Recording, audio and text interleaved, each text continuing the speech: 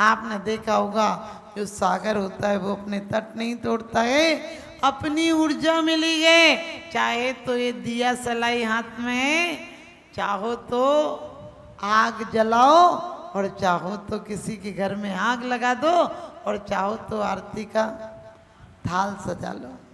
एक दीपक की बाती ने बहुत अच्छी बात कही कि मुझे जलाने की चाहत में, तिल्ली से कहा कि मुझे जलाने की चाहत में। तिल्ली ने कहा कि तू तो क्या मेरे भरोसे तो जली है।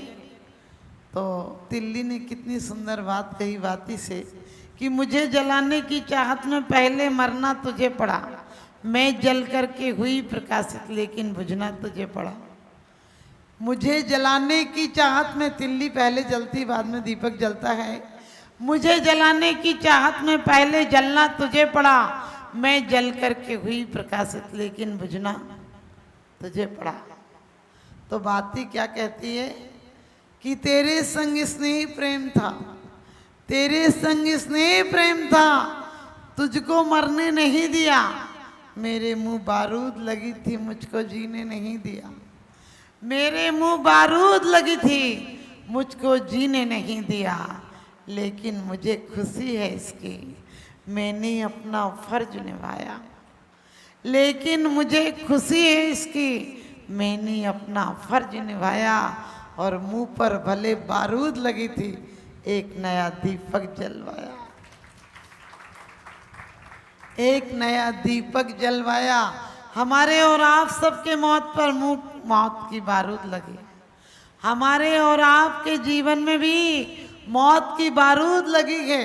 ज़्यादा दिन जीने नहीं देगी, लेकिन फिर भी खुशी है कि हम मरते मरते श्रद्धा की ज्योति जला जाएंगे, हम मरने के पहले प्रेम की ज्योति जला जाएंगे, हमारी अस्थियां कोई चुने उसके पहले आस्था के दीप जला जाएंगे, हमारी लोग राम नाम सत्य सुनाएं, अरिहंत नाम सत्य सुनाएं, हम जीते जी सत्य को सुनकर नहीं समझ कर जाएंगे। हम जयकारे लगाकर नहीं मरेंगे, हम अपनी इंद्रियों पर विजय पाकर मरेंगे, इंद्रियों पर विजय पा करके अंदर की क्षुधा मिटा डाले, अंदर की क्षुधा मिटा देंगे। हमारी लोग बाद में मिट्टी को कहें कि फूल सिराने जा रहे, हम जीवन में फूल सा कोमल जीवन प्राप्त करेंगे।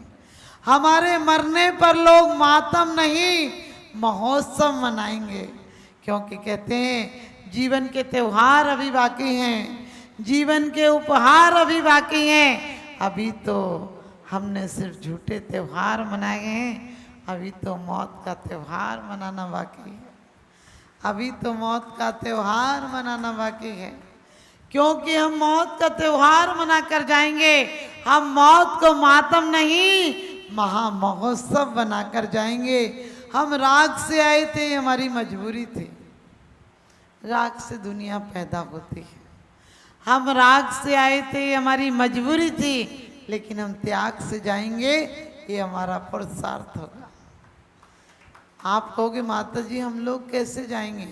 आप लोग जरूर जाओगे, क्योंकि श्रावक भी 4 आयामों से, मुनि, आरिका, श्रावक और श्राविका, 4 क्या है आपको पता है? 4 वर्ण, 4 वर्ग बांटे हैं धर्म के लिए, क्योंकि श्रावक और श्राविका नहीं होगी तो मुनि और आरिका का धर्म भी नहीं फल पाएगा।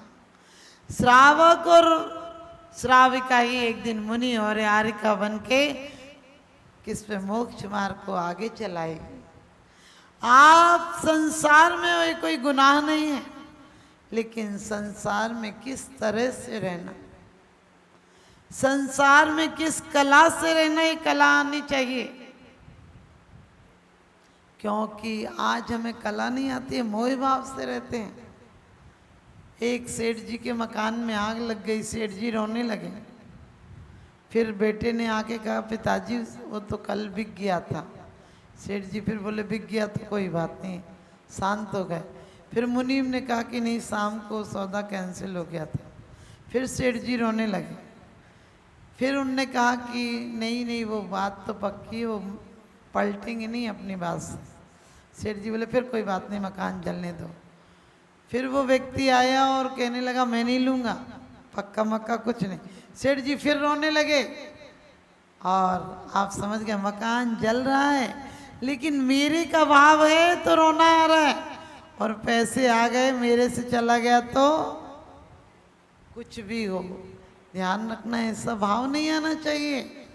हम किसी भी नौकर से पड़ोसी से कहते हैं तू मेरे बेटे से बढ़ के है, लेकिन बताना उस पर मुसीबत पड़ेगी तो तुम कुछ दोगे? कहोगे किस किस को क्या करेंगे? अरे किस किस को नहीं, हमारी नज़र कितनी सी रह गई है, 10 20 50 लोग हमारे रिश्तों में रह गए। एक वो जमाना था जब सच पूछो 200-200 आदमी हमारे खास रिश्तेदारी में होते थे, और पहले प्रेम रिश्तों के प्रेम के लिए लोग पैसा ठुकरा देते थे, आजकल पैसे के पीछे रिश्ते ठुकरा देते हैं। मैं कहती हूँ रिश्तों का प्रेम बनाकर रखना, ये प्रेम ही तुम्हारा ऊर्ध्वगामी बनकर प्रार्थना और परमात्मा बना देगा, क्योंकि प्रेम ही इंसान को इंसान बना देता है। प्रेम मौत के नाम को निर्वाण बना देता है, और प्रेम से पाषाण को पूछ कर तो देखो, प्रेम तो पाषाण को भी भगवान बना देता है। प्रेम तो पाषाण को भी भगवान बना देता है। ध्यान रखना उम्र दोनों को एक सी मिली थी, मरुभूति के जीव को भी और कमठ के जीव को भी। जितनी बार वो स्वर्ग गए जितने जितने काल के लिए पार्श्वनाथ के जीव, उतनी काल के लिए कमठ का जीव नरक में गया। वो यदि संत बने त्रियंच गति में भी तो वो क्या सर्प बना, सिंह बना, जिंदा निकल गया मुनिराज को। और यदि वो मुनिराज बने और उसे मनुष्य की पर्याय मिली तो वो भील बना, उसने बाणों से उनका जीवन लीला समाप्त कर दी। क्योंकि यह बैर महादुखदाई है, क्रोध ऐसा अंधा होता है। दीपायन मुनि की लेकिन गलती नहीं थी, क्योंकि दीपायन मुनि ने तो बहुत टालना चाहा था कि कृष्ण की मौत में कारण नहीं बनो। आप सबको पता होगा कि जब भगवान नेमिनाथ के समोसरण में ये दिव्य ध्वनि में पहले पूछा उन्होंने कि ये स्वर्ण की द्वारका कब तक रहेगी, तो भगवान की वाणी में खिरा सिर्फ 12 वर्ष तक रहेगी और कोई नहीं बचेगा। आप सोचो हमें पता चल जाए कि हमारे घर में कोई नहीं बचेगा और हम 2 साल 1 दिन इस घर में रहेंगे, बताओ अपन क्या करेंगे? अपन क्या करेंगे आप लोग, मुझे पता है। बेटे को बुला दो, बेटी को बुला दो, उसको ये दे दो, उसको ये दे दो, ये सब करोगे। ध्यान रखना ज्ञानी जीव जो द्वारिका में थे, प्रद्युम्न आदि इन सब ने, कई रानियों ने दीक्षा ले ली, और कृष्ण बलदेव ने कह भी दिया था जो आत्म उत्थान को जाना चाहता है वो जाए। लेकिन देवकी और वासुदेव आदि दीक्षा नहीं लिए उन्होंने, पुत्र मोह में रह गए।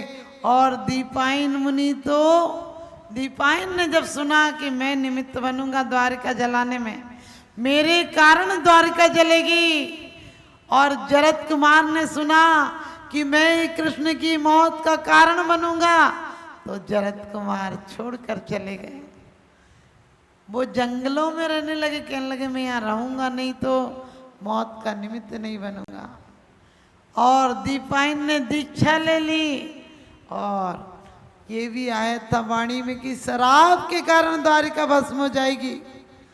तो कृष्ण और बलदेव ने शराब की भट्टियां बंद करा दी, कलालों के यहाँ जो शराब रखी थी उसे पर्वतों पर ढोल दिया, इन्हें वैसे फेंक दिया ताकि किसी को शराब ना मिल सके, बनाना बंद कर दिया।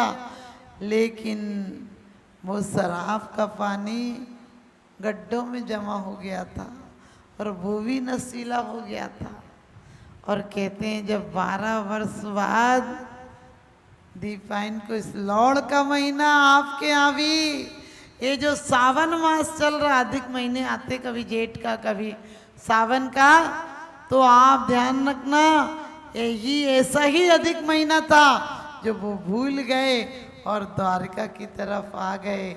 और वो ध्यानस्थ थे और कुछ यादव कुमार वन विहार के लिए निकले और पानी नहीं मिला, उन गड्ढों का पानी पी लिया और वो नशीला पानी था, उसे पीकर वो मदमस्त हो गए, गालियां बकी, पत्थर फेंके और उन्होंने इतनी हद कर दी गंदगी की कि कोई कभी सब्र का बांध टूट जाता।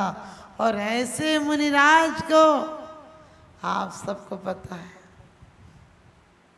तेजस पुतला निकला और क्रोध आ गया और उन्हें भी समाप्त कर दिया और द्वारिका नगरी को आग में कर दिया। कितना प्रयास किया बलदेव और कृष्ण ने माता पिता को बचाने का।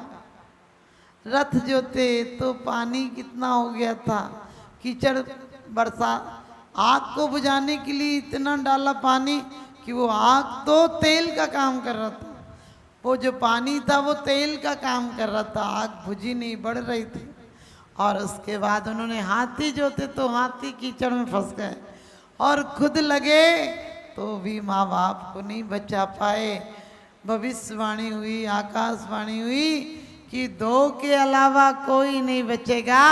उनके माता पिता ने कहा कि बेटा तुम तो चले जाओ, जो हमारा होगा सो होगा। और लेकिन उनकी कहना चाहिए पूर्व में वासुदेवी मुनि बने थे, ऐसे तपस्वी नंदी सेन बने थे कि वो तपस्या के संस्कार थे। आग लग रही, यानी आग तो बढ़ती आ रही तो लगेगी अपने को भी, उस समय भी उन्होंने समाधि मरण संन्यास ग्रहण कर लिया कि अब मेरे जल पानी का त्याग है, अब जो होगा देखा जाएगा, इसके साथ ही मेरी जीवन लीला समाप्त हो जाएगी और 5वें स्वर्ग है। रखना जल के मरे आप लोग का कहोगे बड़े तड़प कर मरे, नरक गए होंगे, नहीं, हमारे परिणाम कैसे रहते हैं उसके अनुसार गति होती है। और कहते हैं जग की प्यास बुझाने वाला प्यासा ही मर जावे। कहते हैं वो पांडवों के यहाँ जा रहे थे, अब कोई रस्सी नहीं, नौकर नहीं, चाकर नहीं, चलते चलते गर्मी के दिन थे, प्यास लगाई कृष्ण को, वो बलदेव से कहने लगे भैया प्यास लगी है। और उन्होंने बड़े दुखी मन से सोचा मेरा भाई जिसके आगे लाखों सेवक घूमते थे आज प्यास से तड़प रहा है। और गए जहाँ बावड़ी थी वहाँ गए तो अब रस्सी तो थी नहीं, अपने उत्तरी यानी दुपट्टे को फाड़ फाड़ के गांठ बनाकर कुछ पत्ते इकट्ठे किए, पत्ते का दोना बनाया, उसको बांधा और पानी लाने लगे। थोड़ी देर लग गई, इधर कृष्ण जी को नींद आ गई, अपना पीला वस्त्र ओढ़कर लेटे थे और कभी कभी पैर पर पैर चढ़ाकर अब सोए तो दूर से ऐसे लगता है कोई जानवर का कान सा हो।